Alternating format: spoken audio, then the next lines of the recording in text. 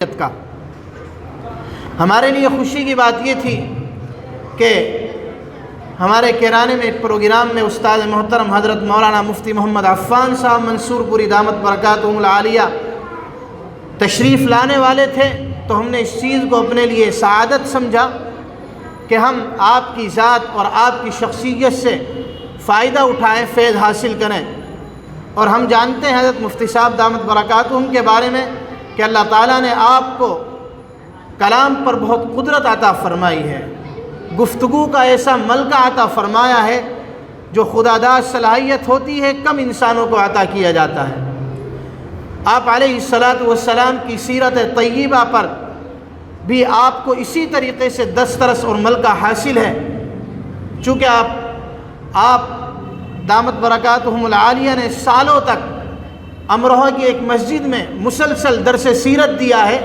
سیرت النبی علیہ الصلاۃ والسلام بیان فرمائی ہے، اور از اول تا آخر حتیٰ کہ حضرات صحابہ کرام رضوان اللہ علیہم اجمعین کی سیرت اور حضرات صحابیات رضوان اللہ علیہن اجمعین کی سیرت بھی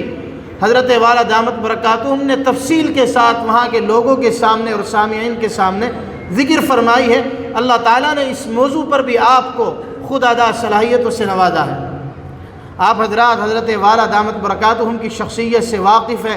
قابل تعارف نہیں ہے، ملک بھر میں جانی پہچانی والی اور ممتاز مشہور شخصیت ہے۔ میں بلا کسی تمہید کے حضرت والا کا شکر گزار ہوتے ہوئے آپ کی خدمت میں ہدیہ تشکر پیش کرتے ہوئے درخواست کرتا ہوں کہ تشریف لائیں، اور ہمارا آج کا جو موضوع ہے دین پر استقامت مکی زندگی میں، یعنی آپ علیہ الصلاۃ والسلام نے مکی زندگی میں کس قدر دشواریوں سے گزر کر کے دین کی دعوت امت تک پہنچائی ہے، حضرات صحابہ کرام رضوان اللہ علیہم اجمعین نے کس تکلیف دہ اور اذیتناک زمانے سے گزر کر کے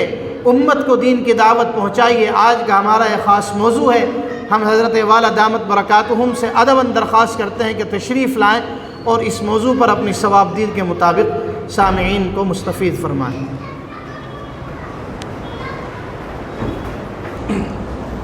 الحمد لله كفى وسلام على عباده الذين اصطفى، أما بعد فأعوذ بالله من الشيطان الرجيم، بسم الله الرحمن الرحيم، لقد كان لكم في رسول الله أسوة حسنة لمن كان يرجو الله واليوم الآخر وذكر الله كثيرا، صدق الله مولانا العلي العظيم۔ حضرات علماء کرام، بزرگوں اور بھائیوں اور پردہ نشین ماں اور بہنوں، ہم سب کے لیے خوشی، مسرت اور سعادت کا مقام ہے کہ اللہ رب العزت والجلال نے یہاں دین کی نسبت پر جمع ہونے کی اور اپنے حبیب جناب محمد الرسول اللہ صلی اللہ تعالی علیہ وسلم کی پاکیزہ زندگی کے مختلف پہلوؤں کو سننے اور سنانے کی توفیق میسر فرمائی۔ اللہ تعالی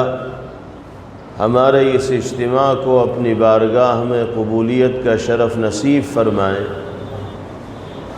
اور پیغمبر علیہ الصلاۃ والسلام کی زندگی سے جو سبق ہمارے سامنے آئیں، باری تعالی ہم سب کو ان پر عمل کی دولت سے بہرور فرمائیں۔ ہمیں اس موقع پر جہاں اللہ رب العزت والجلال کا شکر گزار ہونا چاہیے، وہیں اپنے ان احباب، بزرگوں اور ساتھیوں کا بھی ممنون و مشکور ہونا چاہیے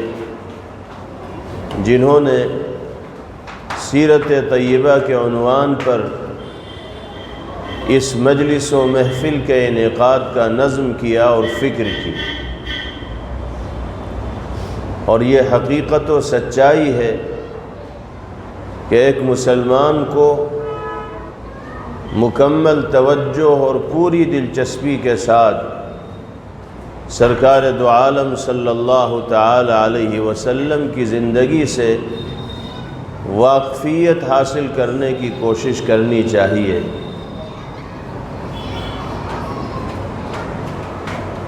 آپ کے معمولات کیا تھے؟ آپ کا مزاج کیسا تھا؟ آپ کے اخلاق کیا تھے؟ آپ کا کردار کیا تھا؟ آپ نے کن صفات و کمالات کے حامل بن کر اس دنیا میں روز و شب گزارے؟ کس خاندان سے آپ کا تعلق تھا؟ آپ کی ذاتی زندگی کی تفصیلات کیا ہیں؟ اگر مسلمان مردوں اور عورتوں کو نبی کریم علیہ السلام کی پاکیزہ زندگی کے حوالے سے یہ تفصیلات معلوم نہیں ہوں گی تو بتائیے پھر کون ان تفصیلات کو یاد رکھے گا؟ ہمارے لیے اور ساری انسانیت کے لیے اسوہ حسنہ اور کامل نمونہ بنا کر اللہ تعالیٰ نے جناب رسول اللہ صلی اللہ علیہ وسلم کو دنیا میں بھیجا ہے۔ ہمارا اور آپ کا ایمان ہے نبی پاک علیہ السلام کی صداقت پر، آپ کی نبوت و رسالت پر، آپ کے ساتھ رشتہ عقیدت و محبت کو قائم کرنا ہم اپنے لیے باعث فخر تصور کرتے ہیں۔ تو ہماری یہ ذمہ داری اور فریضہ ہے کہ نبی پاک علیہ السلام کی پاکیزہ زندگی سے متعلق تفصیلات کا ہمیں علم ہو، تاکہ ہم دنیا کے سامنے حضور پاک علیہ السلام کی تعلیمات و ہدایات کی تبلیغ کر سکیں، لوگوں کو دعوت دے سکیں ان صفات کو اختیار کرنے کی جن کو اختیار کر کے نبی کریم علیہ السلام نے اس دنیا میں کامیابی کے جھنڈے گاڑے اور اللہ کی نگاہ میں مقرب و محترم بنے۔ آج کی اس مجلس و محفل کے انعقاد کا مقصد یہی ہے کہ ہمارے سماج و معاشرے میں اس حوالے سے بیداری پیدا ہو جائے اور لوگ اس موضوع سے دلچسپی کا مظاہرہ کرنے والے بن جائیں۔ چنانچہ سلسلے وار 3 پروگرام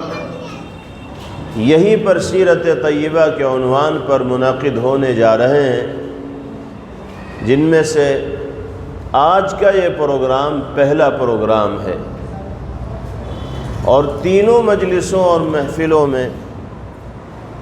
جناب رسول اللہ صلی اللہ علیہ وسلم کی زندگی کے الگ الگ پہلوؤں پر روشنی ڈالی جائے گی اور کوشش کی جائے گی کہ زیادہ سے زیادہ ایمان والے مردوں اور ایمان والی عورتوں تک نبی کریم علیہ السلام کی زندگی کے پیغام کو عام کیا جائے۔ اللہ تعالی ہم سب کو اپنے حبیب پاک صلی اللہ علیہ وسلم سے سچی عقیدت و محبت اختیار کرنے کی توفیق نصیب فرمائے اور محبت کا حق ادا کرنے میں بھی باری تعالی ہمیں کامیاب فرمائے۔ آج کی مجلس کا موضوع ہے کہ پیغمبر علیہ السلام کی مکی زندگی کی روشنی میں دین پر استقامت،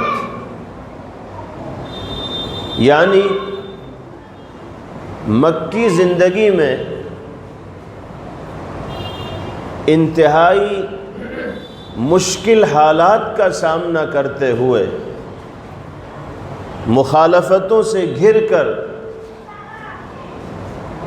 دشمنوں کے بیچ مغلوب رہ کر نبی کریم علیہ السلام اور آپ کے اصحاب رضوان اللہ علیہم اجمعین نے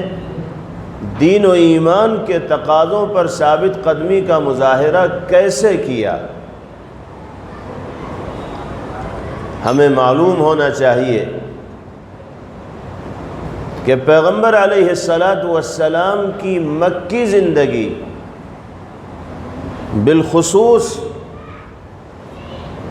موجودہ حالات میں ہندوستانی مسلمانوں کے لیے آئینے کی حیثیت رکھتی ہے، مشعل راہ ہے، رہنما ہے۔ یوں تو نبی کریم علیہ السلام کی زندگی کا ہر پہلو انسانیت کے لیے مشعل راہ ہے، اور آپ کا مبارک و پاکیزہ تذکرہ کسی بھی حیثیت و اعتبار سے فائدے سے خالی نہیں۔ اللہ تعالیٰ نے آپ کی زندگی کے ہر قدم پر انسانوں کے لیے عبرت و موعظت اور نصیحت کے سامان رکھے ہیں۔ جتنا بھی ذکر خیر پیغمبر علیہ السلام کا ہو اور آپ کی حیات طیبہ کے جتنے گوشوں کو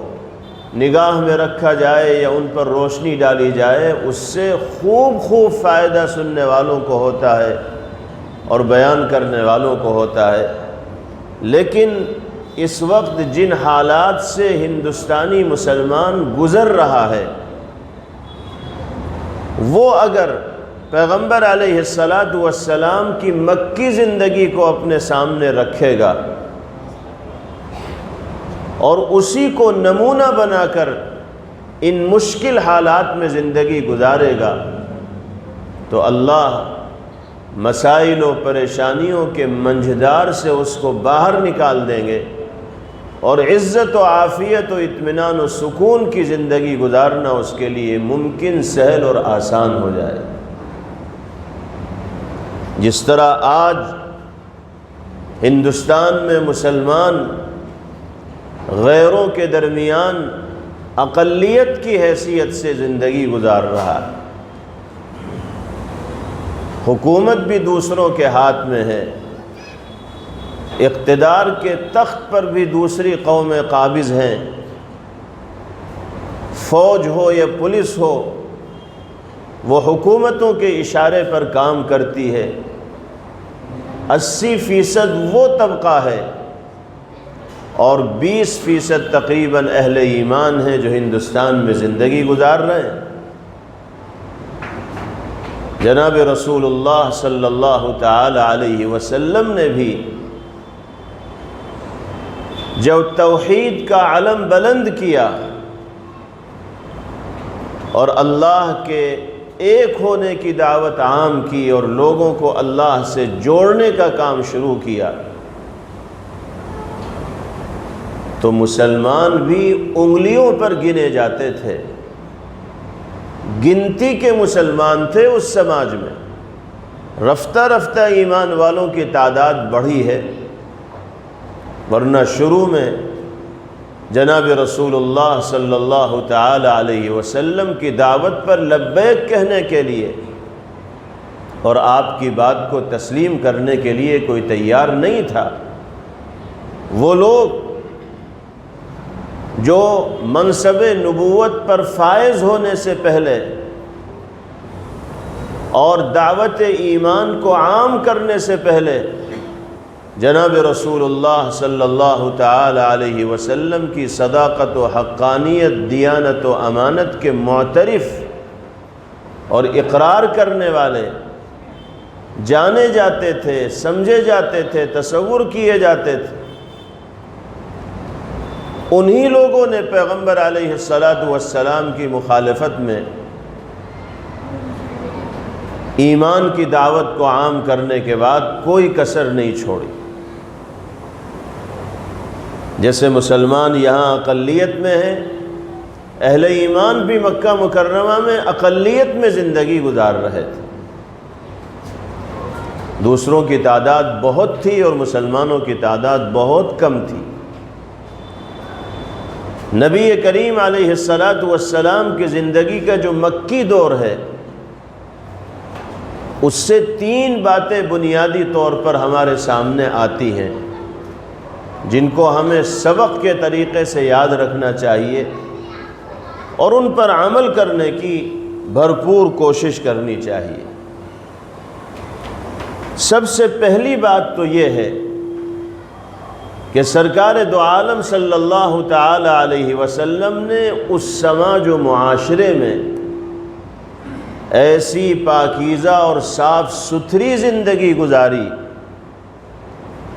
کہ پورے مکے میں کوئی ایک فرد بھی ایسا نہیں تھا جو اللہ کے حبیب صلی اللہ علیہ وسلم کی شخصیت پر انگلی رکھنے والا ہو۔ سب آپ کو صادق مانتے تھے، سچا مانتے تھے، سب آپ کو امین اور امانت دار کہا کرتے تھے۔ آپس میں اختلافات ہو جاتے تھے تو نبی کریم علیہ السلام کو حکم اور فیصل بنایا جاتا تھا۔ کعبۃ اللہ کی تعمیر کے وقت جب حجر اسود کو نصب کرنے کا مسئلہ آیا کہ حجر اسود کو کعبۃ اللہ کی دیوار میں کون فٹ کرے گا، تو ہر قبیلے، برادری اور خاندان کے لوگ اس خواہش کا اظہار کرنے لگے کہ یہ شرف اور سعادت ہمیں ملنی چاہیے، ہم حجر اسود کو کعبۃ اللہ میں نصب کریں گے، اس کی دیوار میں فٹ کریں گے۔ اس معاملے میں اختلاف اتنا بڑھا کہ خون خرابے کی نوبت آنے لگی۔ یہ اندیشہ ہونے لگا کہ اگر معاملہ حل نہ کیا گیا تو کہیں آپس میں قتل و قتال نہ بھڑک اٹھے۔ ایسے نازک حالات میں جناب رسول اللہ صلی اللہ تعالی علیہ وسلم کا نام نامی سامنے آیا اور یہ رائے پیش کی گئی کہ اس مقدس عمل کو محمد عربی صلی اللہ علیہ وسلم کے ذریعے انجام دیا جائے۔ جب اللہ کے حبیب صلی اللہ علیہ وسلم کا نام اس معاملے میں آیا تو سب کے سب اس بات پر متفق ہو گئے کہ ہاں، محمد صلی اللہ علیہ وسلم اگر اپنے ہاتھوں سے حجر اسود کو نصب کریں گے تو ہمیں پھر کوئی اعتراض نہیں ہے۔ یہ کیا چیز تھی؟ یہ سماج کا اعتماد تھا اور بھروسہ تھا نبی کریم علیہ السلام پر، جس سعادت و شرف کو حاصل کرنے کے لیے لوگ ایک دوسرے کے خلاف صف آرا ہو چکے تھے۔ جب اللہ کے حبیب صلی اللہ علیہ وسلم کا نام آیا تو سب نے ہتھیار ڈال دیے اور سر تسلیم خم کر دیا، اور سب اس بات پر متفق ہو گئے کہ اگر محمد صلی اللہ علیہ وسلم یہ عمل کر رہے ہیں تو واقعتاً وہی اس کے مستحق ہیں، کیونکہ وہ ہم میں امین مانے جاتے ہیں، وہ ہم میں صادق مانے جاتے ہیں، دیانتدار و امانت دار مانے جاتے ہیں۔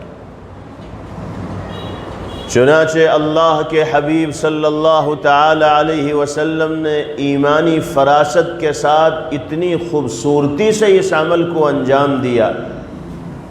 کہ سب راضی ہو گئے۔ آپ نے ایک بڑی چادر منگائی، اس میں حجر اسود کو رکھا، اور پھر جو لوگ حجر اسود کو کعبۃ اللہ کی دیوار میں فٹ کرنے کا ارادہ رکھتے تھے، تمنا اور آرزو رکھتے تھے، سب کو بلایا اور سب کو اس پتھر کے اٹھانے میں شریک کیا کہ چادر کا پلو تم بھی پکڑ لو، تم بھی پکڑ لو، تم بھی پکڑ لو۔ سب نے مل کر چادر اٹھائی اور پتھر کو کعبۃ اللہ کی دیوار کے قریب لے کر گئے، اور پھر پیغمبر علیہ السلام نے اپنے دست مبارک سے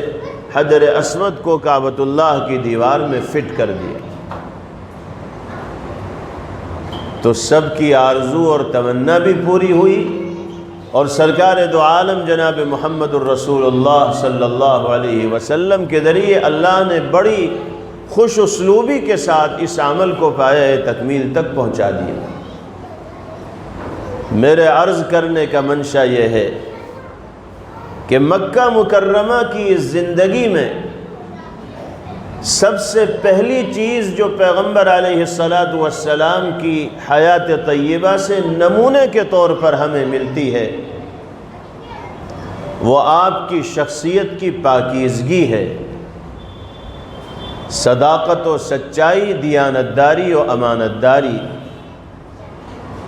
اور ایسی دیانت و امانت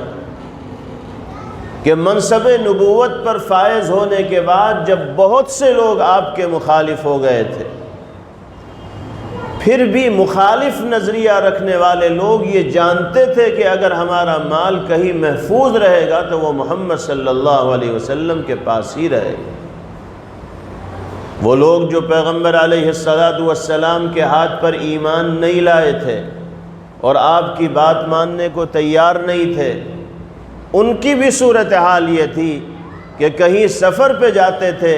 تو قیمتی مال نبی کریم علیہ السلام کے پاس ہی امانت کے طور پر رکھوا کر جایا کرتے تھے۔ نظریات کا اختلاف الگ تھا، لیکن یقین ان کو اس بات پر تھا کہ محمد صلی اللہ علیہ وسلم کی جانب سے کبھی کسی کو دغا اور دھوکہ نہیں مل سکتا۔ وہ فریب دینے والی شخصیت کے حامل ہے ہی نہیں۔ دیانتداری اور امانتداری، صداقت و پارسائی کوٹ کوٹ کر ان کے اندر بھری ہوئی ہے۔ یہ کردار تھا پیغمبر علیہ السلام کا جس کی بنیاد پر لوگ آپ کی طرف مائل ہوئے۔ ہمیں اگر پیغمبر علیہ السلام سے محبت و عقیدت ہے اور حقیقی تعلق ہے تو آپ کی زندگی سے حاصل ہونے والے اس سبق سے روشنی حاصل کرنی چاہیے اور دیانتداری، امانتداری، صداقت کے معیار پر زندگی گزارنے کی فکر کرنی چاہیے۔ حضور پاک علیہ السلام جب بھی کوئی نصیحت فرمایا کرتے تھے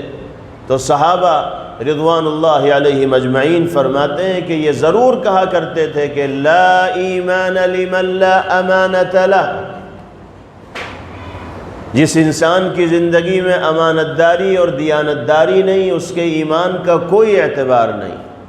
ولا دین لمن لا عہد لہ، اور جس انسان کی زندگی میں وعدے کو پورا کرنے کا جذبہ نہیں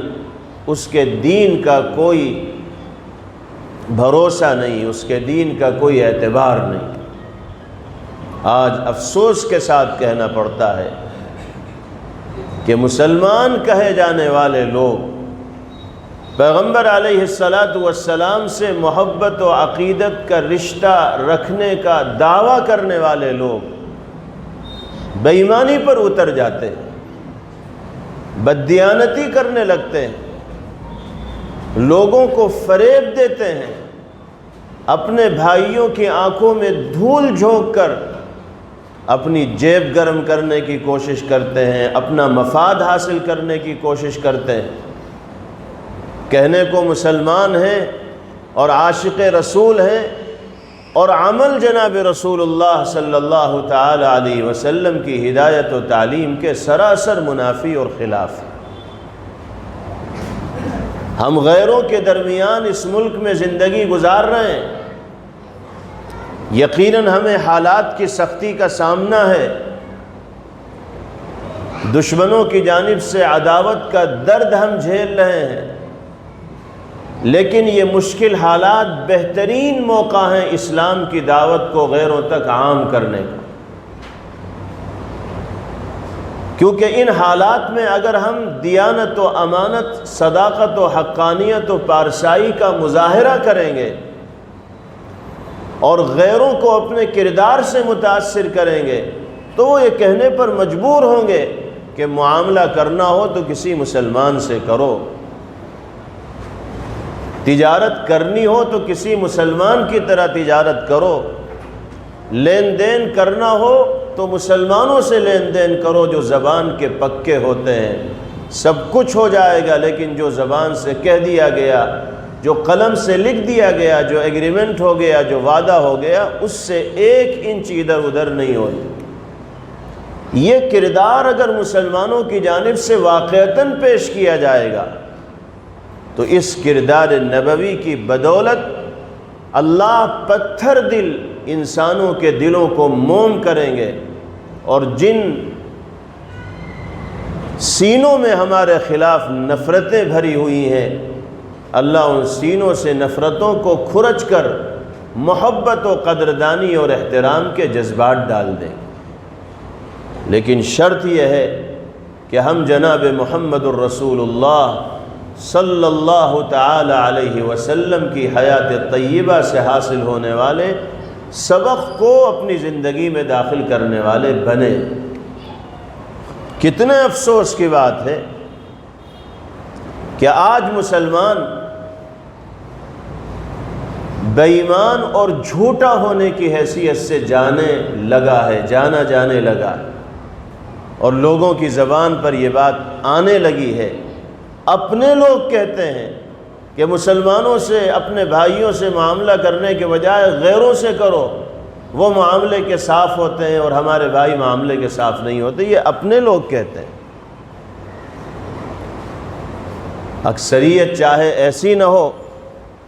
لیکن کچھ نہ کچھ تو ہیں اس طرح کے لوگ، جس کی وجہ سے پورا سماج بدنام ہوتا ہے۔ اور پیغمبر علیہ السلام نے امت کو جو تلقین کی ہے اور اپنے عمل کے ذریعے جو نمونہ آپ نے دنیا کے سامنے چھوڑا ہے، ہم اس نمونے پر صحیح طریقے سے عمل کرنے میں کامیاب نہیں ہو پائے۔ تو مکی زندگی سے پہلا سبق یہ ملتا ہے کہ ہر ایمان والے کو یوں تو ہر حال میں امانت و دیانت کا سبق یاد رکھنا چاہیے، لیکن جب وہ غیروں کے درمیان زندگی گزار رہا ہو تو بہت محتاط ہو کر اسے زندگی گزارنی چاہیے، اس لیے کہ دشمنوں کی نگاہ اس کے اوپر ہے۔ وہ اپنے کو اگر صحیح راستے پر گامزن رکھے گا تو اس کا عمل دوسروں کو ایمان کی دعوت دینے والا بنے گا۔ پیغمبر علیہ السلام نے مکی زندگی میں اور پوری زندگی کردار کی اس پاکیزگی کا مظاہرہ فرمایا۔ دوسرا سبق جناب رسول اللہ صلی اللہ علیہ وسلم کی مکی زندگی سے ملتا ہے دین پر استقامت، صبر کا مظاہرہ۔ کتنے مشکل حالات تھے پیغمبر علیہ السلام کے سامنے۔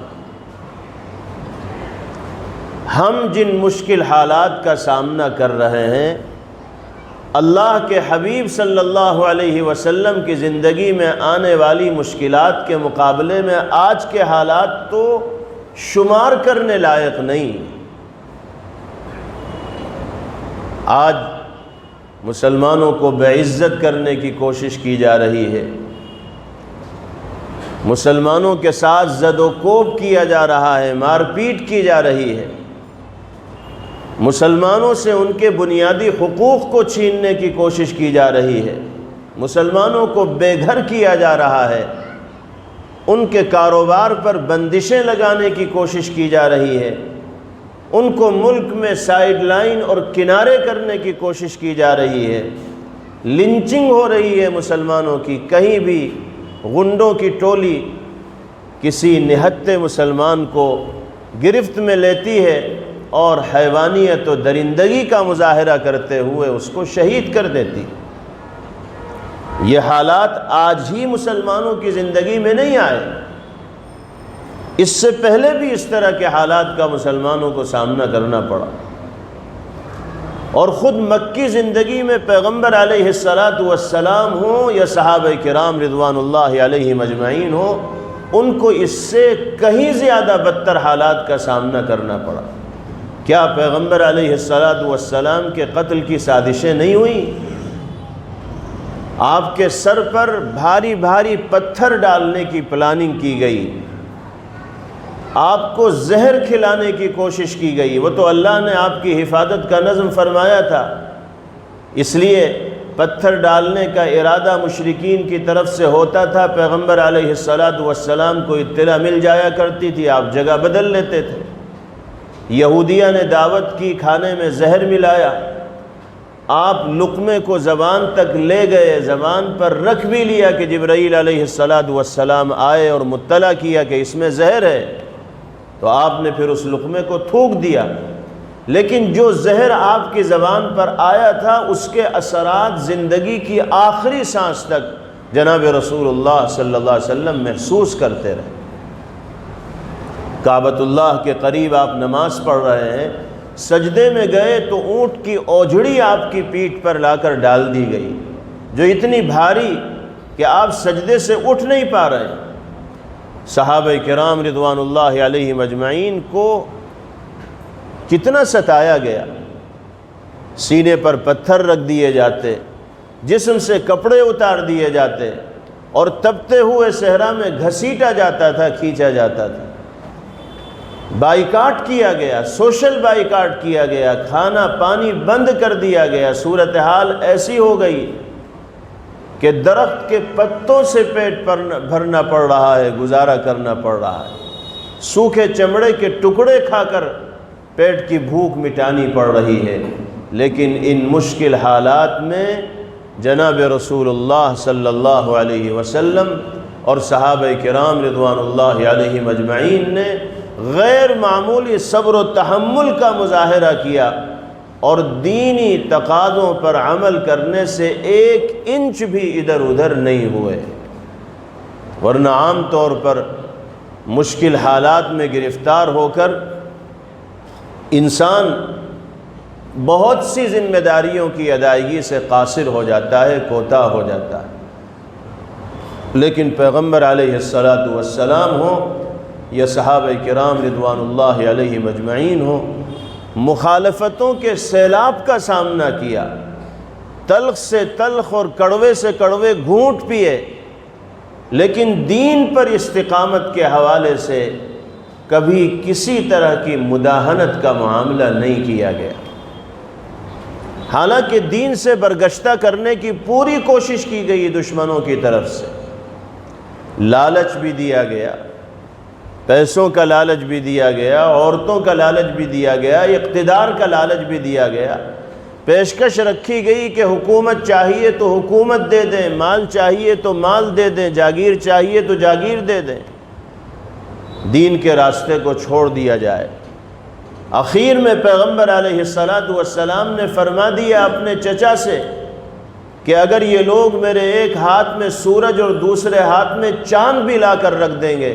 اور یہ چاہیں گے کہ محمد دین کے راستے کو چھوڑ دے تو یہ ممکن نہیں ہے، میں اپنی ذمہ داری ادا کرتا رہوں گا۔ یہ مزاج بنایا تھا اللہ کے حبیب صلی اللہ علیہ وسلم نے صحابہ کرام رضوان اللہ علیہم اجمعین کا۔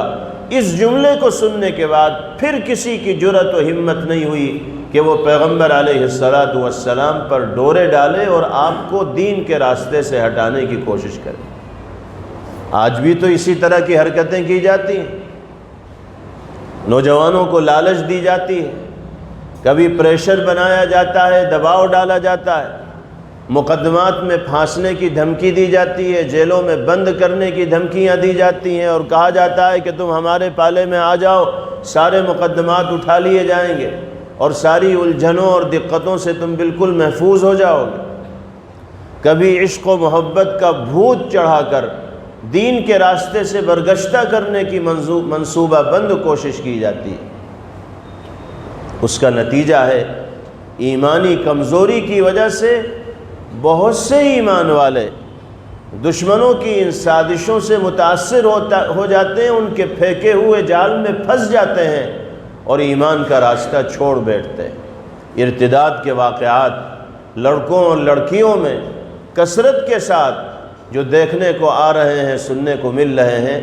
اس کی بنیادی وجہ یہ ہے کہ دین و ایمان کی عظمت و اہمیت ہمارے دل کے اندر نہیں رہی۔ ہم اپنے نوجوانوں کو دینی تقاضوں پر پروان چڑھانے میں کامیاب نہیں ہو پا رہے ہیں۔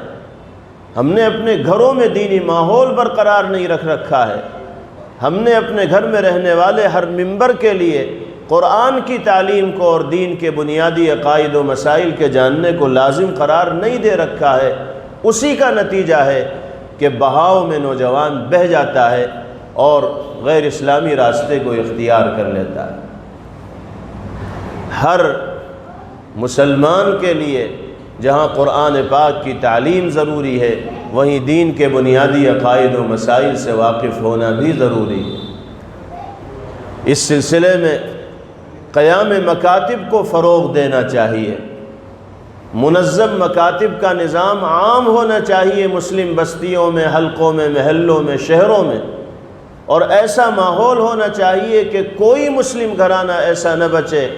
جس کے افراد مکتب و مدرسے سے جڑے ہوئے نہ ہوں۔ اگر ہم نے اپنی نسلوں کے دین و ایمان کے تحفظ کی فکر نہ کی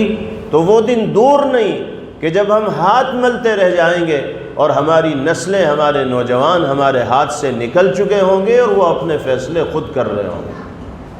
اور ابھی بھی اس طرح کا ایک بڑا طبقہ تیار ہو چکا ہے جنہوں نے ماں باپ کی زندگی کو اجیرن بنا رکھا ہے۔ ماں باپ اپنی اولاد کی نافرمانیوں کو دیکھ کر، حکم عدولیوں کو دیکھ کر اور ان کی غیر اسلامی حرکتوں کو دیکھ کر خون کے آنسو روتے ہیں، لیکن اب ان کے اختیار میں نہیں ہے کہ وہ بچوں کو صحیح راہ پر لا سکیں۔ بچپنے میں بچوں کی ایسی تربیت کرنی ہوگی کہ دین و ایمان کی عظمت و اہمیت ان کے دل میں راسخ ہو جائے۔ یہ حال جہاں اس وقت ہم بیٹھے ہوئے ہیں یہاں بھی مکتب کا بینر لگا ہوا ہے۔ اسی طرح کے منظم مکاتب ہر محلے میں، ہر مسجد میں ضرورت کے مطابق قائم ہونے چاہیے، اور ہر فیملی ممبر کو، بچوں کو اور بالغان کو ان مکاتب سے جوڑنا چاہیے۔ اللہ تعالی ہمیں اس پر عمل کرنے کی توفیق نصیب فرمائے۔ اور آخری سبق جناب رسول اللہ صلی اللہ علیہ وسلم کی زندگی سے، مکہ مکرمہ کی جو زندگی ہے، یہ ملتا ہے کہ آپ نے مکہ مکرمہ میں رہتے ہوئے ٹکراؤ سے گریز کیا ہے، تصادم سے گریز کیا ہے، اپنی منزل کی طرف آپ رواں دواں رہے ہیں۔ مکی زندگی میں پیغمبر علیہ السلام یا صحابہ کرام دشمنان اسلام سے اور کفار و مشرکین سے مقابلہ کرتے ہوئے دکھائی نہیں دیں گے۔ جب مدینے کی جانب ہجرت ہو گئی اور مسلمانوں کو استحکام حاصل ہو گیا، ان کی ایک اسٹیٹ قائم ہو گئی، ان کی جمعیت قائم ہو گئی، تب منظم طریقے سے دشمنوں کے خلاف میدان میں آیا گیا ہے اور مختلف غزوات ہوئے ہیں، اور پھر اہل ایمان کو غلبہ حاصل ہوا ہے۔ مکی دور میں پیغمبر علیہ السلام تصادم سے اور ٹکراؤ سے گریز کرتے رہے، بچتے رہے، اس لیے کہ آپ جانتے تھے کہ مسلمانوں کی تعداد کم ہے، ان کی تعداد بہت زیادہ ہے۔ ان کے درمیان رہتے ہوئے ہم منظم اور مستحکم ہو بھی نہیں سکتے، اس لیے ان حالات میں بڑی طاقت سے لوہا لینا اور ان سے تصادم کرنا اور ٹکرانا اپنے ہی کو نقصان پہنچانا ہے۔ اس لیے آپ جڑوں کو مضبوط کرتے رہے، منزل کی طرف رواں دواں رہے، اور تصادم سے اور مقابلہ آرائی سے آپ نے گریز کیا۔ موجودہ حالات میں جناب رسول اللہ صلی اللہ علیہ وسلم کی مکی زندگی سے حاصل ہونے والے ان اسباق کو ہمیں پیش نظر رکھنا چاہیے۔ اللہ تعالی ہم سب کو سیرت طیبہ کے حوالے سے کامل واقفیت نصیب فرمائے، اور آپ کی تعلیمات و ہدایات کی روشنی میں زندگی گزارنا باری تعالی ہمارے لیے آسان فرمائے۔ وآخر دعوانا ان الحمد للہ رب العالمین۔ نماز کا وقت ہو گیا۔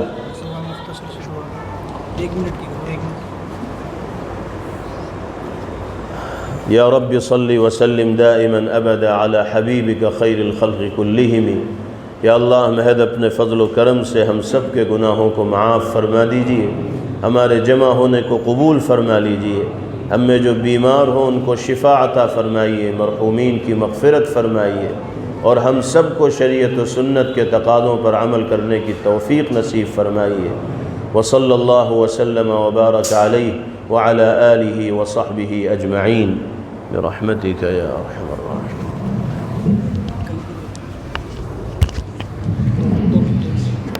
کوئی ایک اعلان یہ ہے